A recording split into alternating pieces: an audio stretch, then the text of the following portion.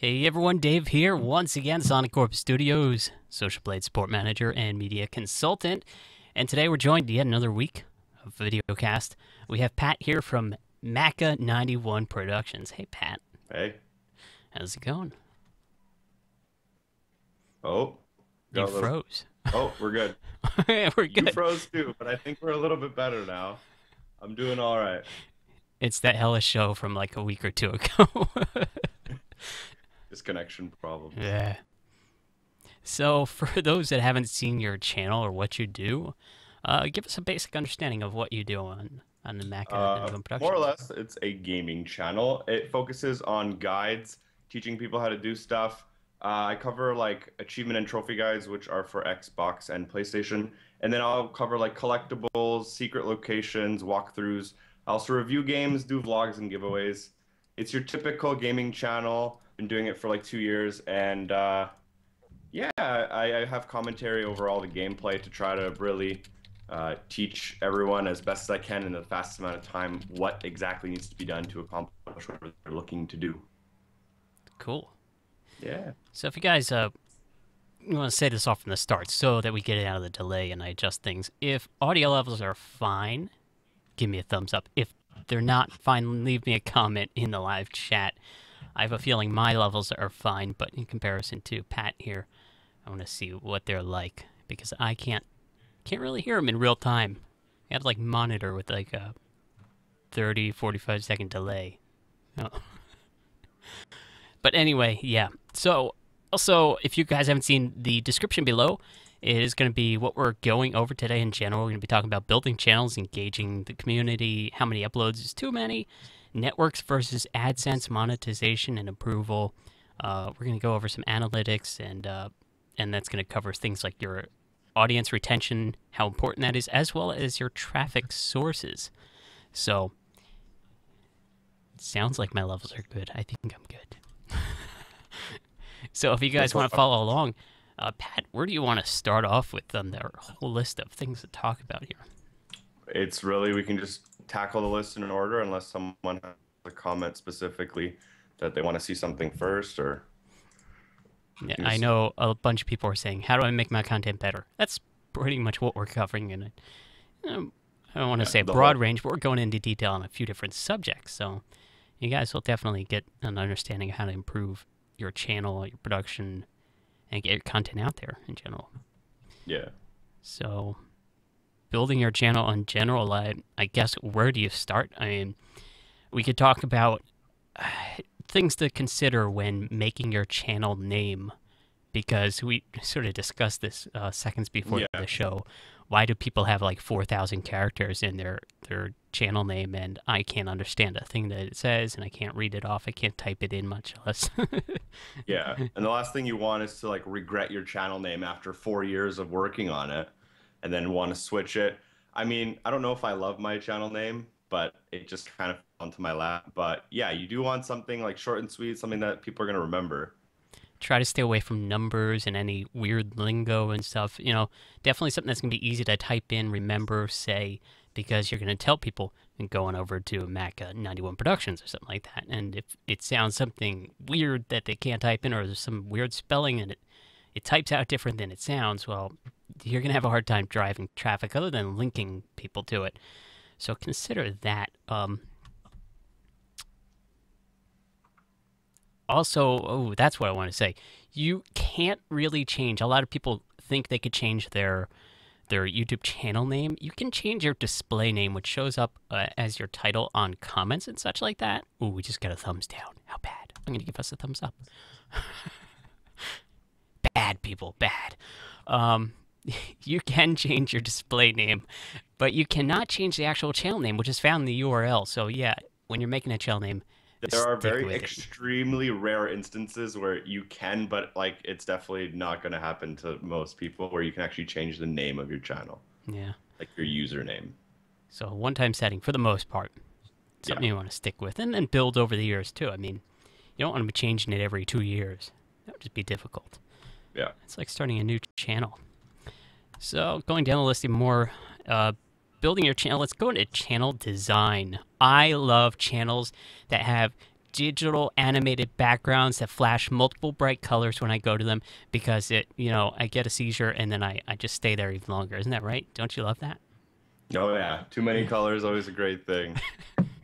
So definitely something to consider. Keep your simple designs out there. People, you want font to be crystal clear. You want people not to be driven away by flashy blinky lights. Not Oh, too come much on. stuff on there at a time because then they don't know what to read first. Yeah, You just want to get a simple, effective message across in literally 2 seconds. And, unfortunately, you don't get a lot of time to really catch someone's attention with your banner or your intro or whatever it is. So yeah, branding is super important if you're trying to like catch people to remember you and identify with you. You want to keep it simple, sweet, and quick. definitely.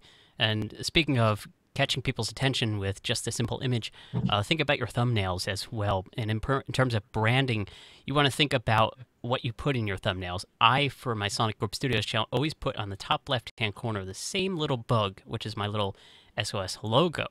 So people are scrolling through YouTube in general, and they see that little SOS logo. They're like, oh, that's one of Dave's videos. It must be something Yeah. good or something I'm interested in. So try to keep a consistency there.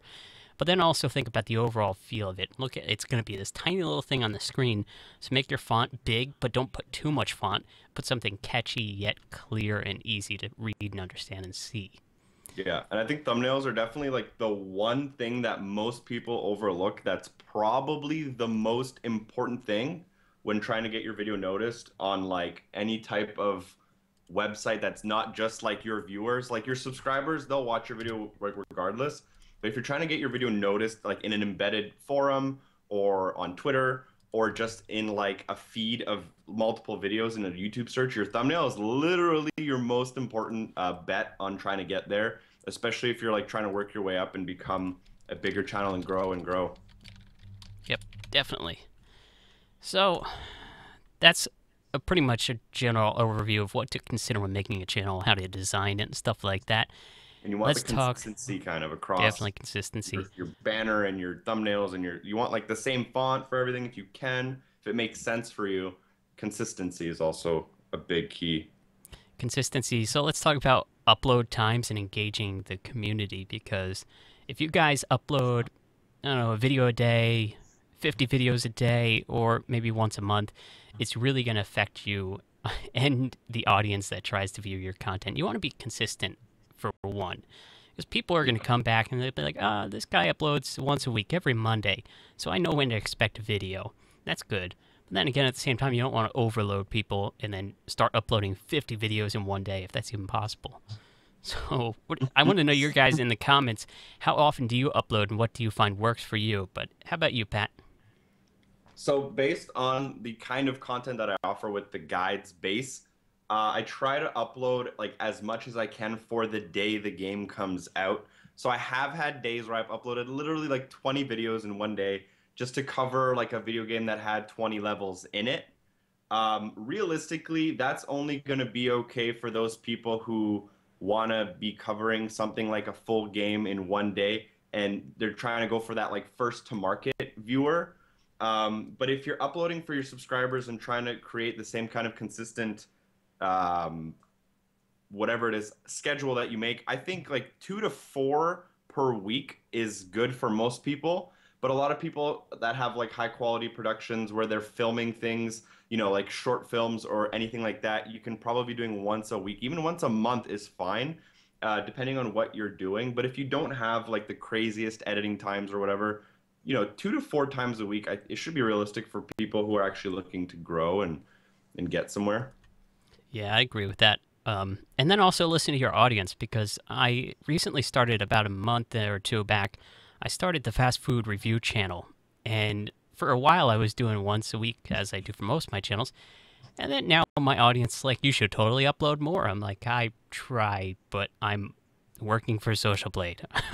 I'm running Sonic Group Studios. I'm running my vlog channel. Now I'm running this food channel. I mean, that's a lot to manage. But yeah, I guess if I schedule my time out and schedule uploads, I could do more than once a week. So do listen to your audience.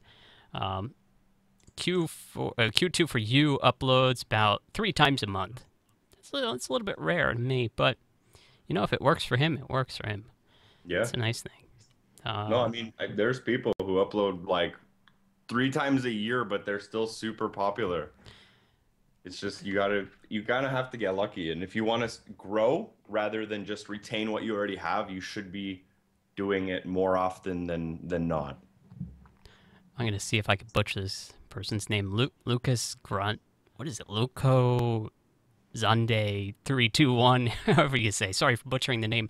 Uploads once a week. Suits them because they usually edit the video quite a while back. Special effects, captions, I say more advanced editing definitely takes time, but it does Yeah. pay off for a lot of people too. Definitely put your best work forward, guys. You're putting your best work out there, it's going to stand out from the rest. And you have a passion for it, right? It's not just about, I must upload because I must upload. So, Yeah. some things to consider there. So we talked about how many uploads is too many. Let's talk about networks, shall we? Let's do it. Let's go into networks because this is a hot topic right now. A lot of people think that they should or have to join a network, or maybe that when they join a network, they're going to get extreme benefits like their subscriber count's going to go through the roof Instant fame. instantly. Yeah, instant fame, and they're going to get all this much help. And I'm like, yeah, that's how they portray it. I mean, networks say that, yes, we can help you. We'll give you this money. We'll give you this split amount. And it does help some people. But in general, the average everyday user, it really doesn't help them as much as they may say. So consider researching. Find people that have joined a network. See what they say and see what they were actually getting after seeing what the network told them that they might get. But don't expect instant fame. What do Yeah, you I think? definitely waited a long time to join my network. Channel for about 2 years now, and I joined literally 6 or 7 months ago, back in August. So I definitely waited and waited and waited, made sure I made the right choice. It also helps if you grow your channel a little bit, you might get a better deal from networks. They might offer you something slightly different than they would offer like the lowest entry user. But networks, they're hit and miss. They can help. They do help you, and they'll offer you support. They help with a lot of video game people. They might create content that gets flagged. They can help with that stuff. There are definitely benefits, although they're definitely not as big as they used to be. This is like back in the day, you couldn't even have your own custom thumbnail unless you were in a network. Whereas now you get almost the same stuff that people in networks do just being with Google AdSense. And Google AdSense, it's had its hit and miss. I was with it for a year and a half. I mean, it works. It does what it's supposed to. Yeah. So it might be helpful for those just looking to start out and kind of see like what YouTube's about and kind of get there.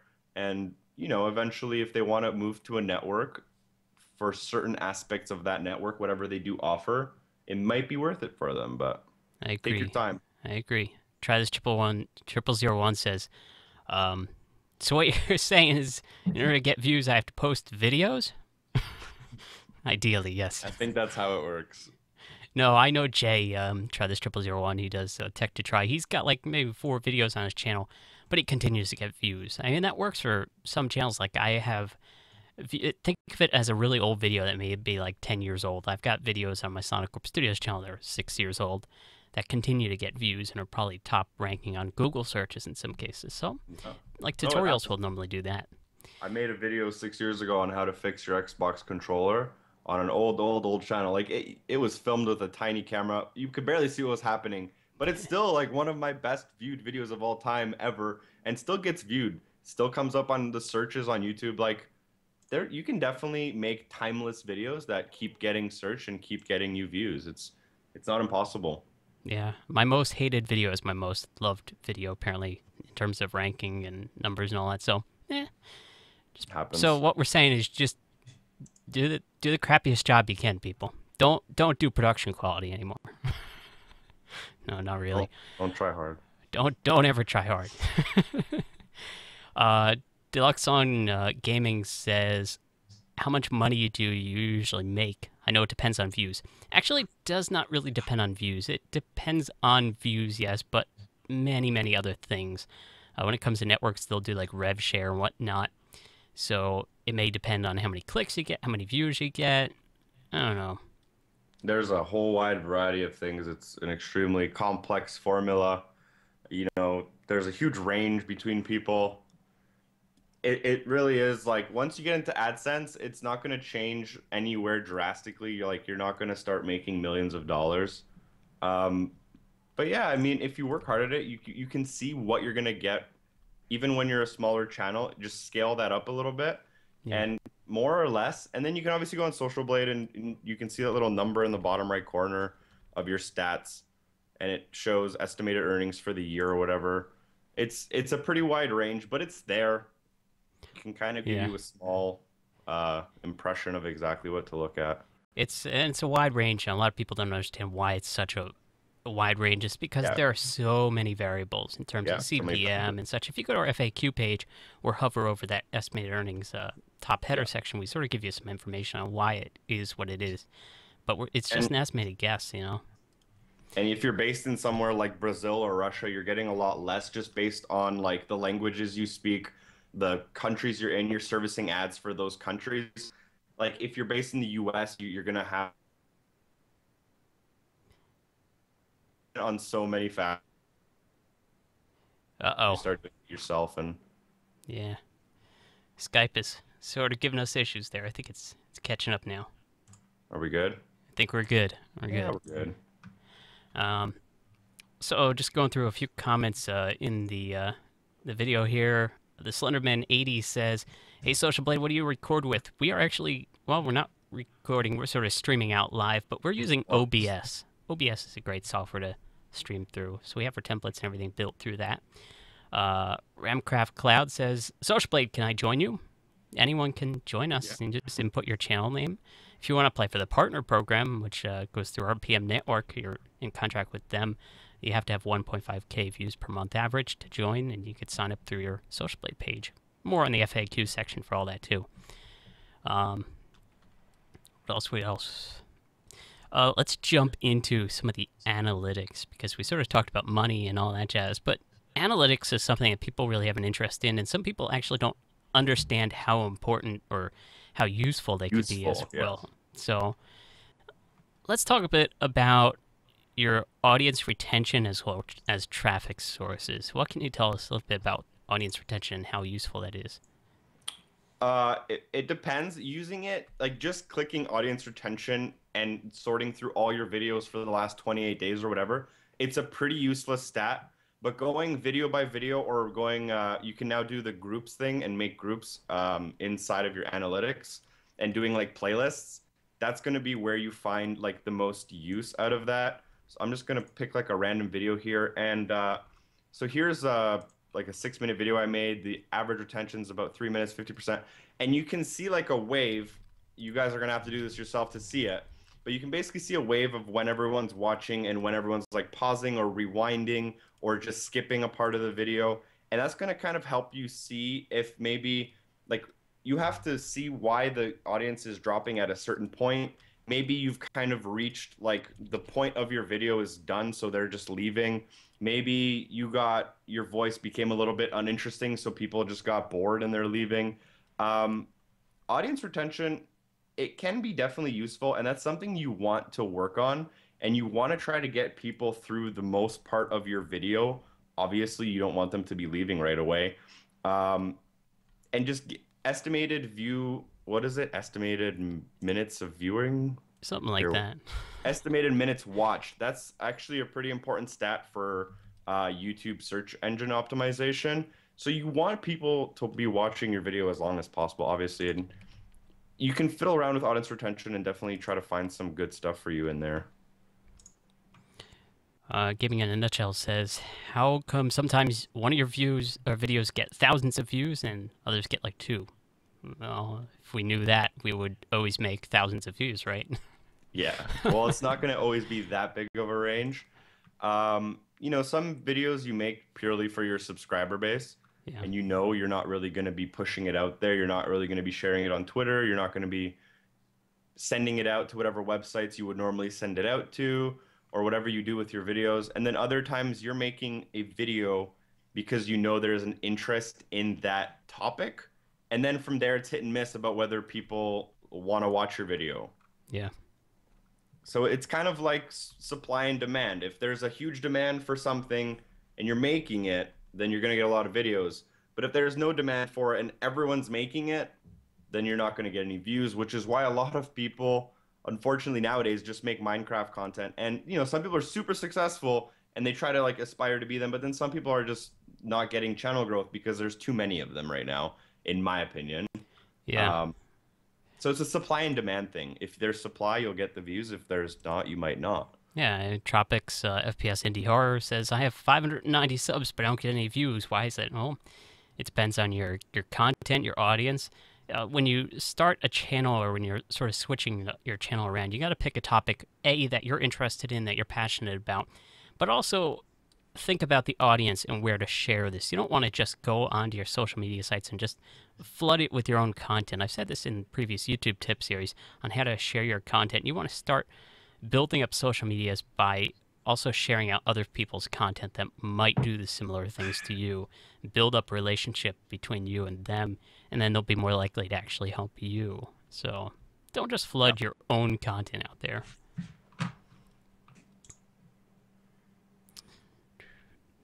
Taking care of chat trolls right now. I'm just closing that window because I think when I open it, there's a little bit too much lag. But I'll reopen it here and see if there's anything on here. And again, for the person with the 590 subs wondering why they're not getting views or whatever, it also depends how you're getting those subs. Obviously, if you're doing sub for sub, it's useless. You're getting a number, you're inflating a number, but you're not trying to actually make people watch, because if you do sub for sub, no one's going to care about watching your videos. And it's not about just getting the biggest number of subscribers next to the little box that says subscribers. It's actually about getting people who want to be subscribed and aren't just subscribing because they either feel forced to subscribe or because you're basically yelling at them to subscribe. Yeah. It's a balance. You can hold a giveaway to try to get subscribers, and some of them might end up sticking around. Some of them are just going to leave once the giveaway's over. But it's about building an audience that actually wants to watch your video and not just a number of subscribers that are just going to be sitting there and never clicking on your videos. The Trek Twin says Survivor games are always overdone or way overdone.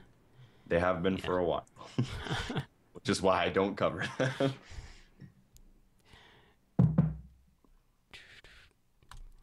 Taking care of our troll. He's out of here. So what else can we go into? I've sort of run down our scheduled list of topics. Now we're on the fly. Traffic sources? Traffic sources. Let's go about that. So in your analytics, there's a little tab called traffic sources. And this is going to answer that question from the guy who said, why is it that sometimes a video gets 10 views and sometimes it gets 10,000 views? Again, looking at the overall graph's not going to tell you much. You're going to want to look video per video. If you have a video and it's performing better than you could have ever imagined it to perform, you're going to want to go to your traffic sources and really look into why it is that that video was popular and why it's being, like, where it's being shared, how people are finding it. So I'll just pick a random video here and it's like 50% YouTube search. So I know that this video is, for whatever reason, popular because maybe not a lot of people made a video, or I was the first one to make this video, and people are just searching it and coming across it. Whereas if I go to a different video, it's going to say most of my views are from an embedded source. And if I click on playback locations, embedded sources, it'll tell you what websites are hosting that video. And then you can find out what websites that you might have not known about are hosting your video. You can see maybe that someone posted your video onto Reddit and it got 100 views, or wherever it is. And then you're going to probably want to go on those websites and see if there's a method in which you can not spam, but politely share your content with other people, or at least know how you're getting those views that you're not quite sure about. And then obviously if your video is not performing very well and you notice it's not getting search results, it's not embedded anywhere, no one's clicking on any links, and then you need to try to figure out a way to do that for yourself in a constructive way to try to get yourself views if that's something you're into. You said spamming doesn't help. I mean, come on. Everybody knows spamming works. Totally. Again, it does, but it's a view that a person didn't want to have. It's a view that you force someone to have, and Yeah. then it doesn't really go anywhere in the And end. that's going to be your lower audience retention. They're going to click the link and maybe like 1 second of play, and your audience retention rate is just going to plummet. And that's not going to help your search rank in any way, shape, or form. So you want to find people that are interested in your content, not only from the start, but to the finish, and then also they're going to stick around and be part of your community there on after. How do you find out which days more people watch your videos on? If you go to your analytics page, actually, if you go to our YouTube tips video series, it's a playlist on the Social Blade page somewhere. You could find one of our videos that covered that topic. It is somewhere in your analytics. It was a bit of a process to go through. And I'll see if I can go find it here. Sort of off topic, but not really all that much. Yeah, a lot of trial and error does help too. Like I've just through the years found out that Monday to Thursday between 2 p.m. and 5 p.m. Eastern is like my sweet spot. Yeah. Anything I upload on Fridays or Saturdays, nobody tends to watch it. But yeah, it is trial and error, and it's definitely like if most of your audience is in your time zone, you're gonna wanna do it at a time that they're all gonna be, either coming home from school or from work or whatever it is they do. Yep. So if you go, the way I'd probably go about seeing what's the best day of the week, because I'd probably go to my analytics under views and set it to like a week or two back. So like, let's say the last 7 days, and see that on the 15th, which would be what for us? The 15th would be a Sunday for us. That makes sense for Social Blade's channel. Our highest traffic day is Saturday and Sunday. So wherever you have that spike on that graph is most likely the day that most people are looking at.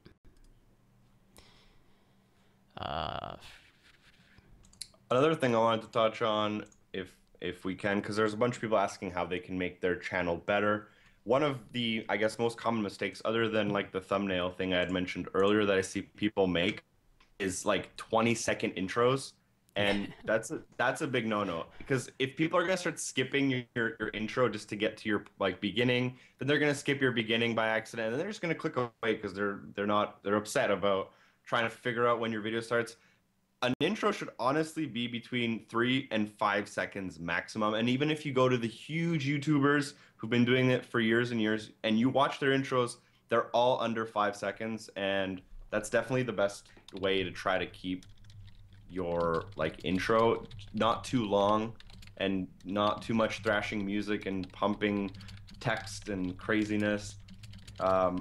So for intros, I get a lot of people always asking about intros. Try to keep them short and sweet and something that people will remember. Yeah, definitely. I tend to go something like a 5-second intro at most these days. A lot of people used to do 30-second intros in the past, and it was 15. Now it seems to be 5 at most. We got a few more questions here. Physics Pixels asking what equipment I use. It's a Heil PR22UT microphone, and it's a Heil PLUT boom, I think it is. You can go look them up on Heil Sound. Just Google it. Google it. Yeah, just Google it. And I'm not even going to mention the $500 sound card, so. But that doesn't make the audio quality all that great. And it just has the features that I need. Personally don't like the Tech Twins. They say they don't like intros. Rather see the content over graphics. That's great. A lot of people tend to put an outro instead. I tend to put an intro just something really short for branding purposes. But then again, I mean, that's a personal preference. I think it's worth having an intro just so if someone watches a video of yours, they like it, but they don't subscribe because they're not into it that day. If they come across your channel again, they'll recognize your intro and then they'll be like, oh, I always end up on this guy's channel anyways. Might as well subscribe. So yeah. I think intros are useful, definitely, just to trigger people's memories if they come across your channel more than one time. Definitely. Q2 for you says, scroll back up, it just left my screen. Thumbnails, keywords, good titling, sharing, basic SEO. So yeah, actually, YouTube and Google have these keyword tools that you can go to get suggested keywords. They're fantastic to actually. I think I have the link handy if you want me to post it in the chat. It won't let you post it, but if you give it to me in the Skype chat. I'll post it in the description for everyone. Let me try to find it. I should have it too because we SEO a lot here. See, Social Blade, YouTube, SEO. It's something like Google, AdWords. It's an AdWords link, yeah. Yeah. AdWords.google.com. And you got to log in and all that fun stuff. So when we do find a link, I'll do it after the VideoCast ends. I'll log in and get the link for you guys. But basically, search out Google AdWords, and you should be able to find some information both on our site in the future, as well as if you want some basic overviews on how to use it. Tim Schmoyer from Video Creators TV has a few overviews on how to work with that. Illicit media intros help with branding, especially when your content is hosted elsewhere, such as third-party websites. Yeah, that is actually a good point. I agree. I get a lot of my traffic's from embedded views, and I definitely agree. Intros very useful, and outros are helpful too because especially in like playlists, if you have an outro, someone can click the playlist. If it's in an embedded video, they can merge their way onto your channel, and you want people to be on your channel whenever possible. Definitely. So yeah, outros are definitely useful too with annotations if possible. Annotations are hit and miss though. If you have a smaller channel, they can honestly just be a waste of time because you're putting so much time into them, but they don't have a high return rate. Yeah. So outros are good. I would agree as well. Again, not too long, but nothing too crazy. No blasting dubstep music and oh god, but I love that. Come on. And last thing we'll go over here is editing software. Mr. Sanko, I don't know how to say his name. Something. Wilson. Yeah, you could say it better than I. He's saying for editing, which is better, Final Cut or iMovie? Personal preference. They all do the same thing. I use Vegas. I'm an Adobe Premiere Pro fan, but they all pretty much do the same thing, just in different ways. Some of them are limited more than others, but, you know, even people tend to spend like $4,000 on Premiere Pro or something, and they know it does like 400,000 different things, but they use only 5 basic features, which a free program could do. Back in the day when I first started, I used QuickTime Pro. There's not even a timeline in it. It's possible really to make videos with the bare minimum software. And that's what you want to get started. You want to find something you're passionate about and just start small and try to make your way into something bigger and bigger. There's no need to like go all out right away. Just start doing something you like and you'll get there. It's a lot of hard work. That's the main thing most people are missing. They always ask for what's the easy way to get views. Yeah. Not really an easy way. It's just a lot of hard work. Definitely. Some software that I can suggest to people is look into the Sony side of things, because Sony has some really budget-friendly editing software that has a lot of features as well. But then again, there's and there's a lot of free trials you can get for like 30 days or whatnot. I suggest people try that. Camtasia is good. I see the Tech Twins mention Camtasia. I've purchased Camtasia Studio 8. I've owned 7. Fantastic software for screen capture stuff. Yeah, I use it to cap my screen sometimes.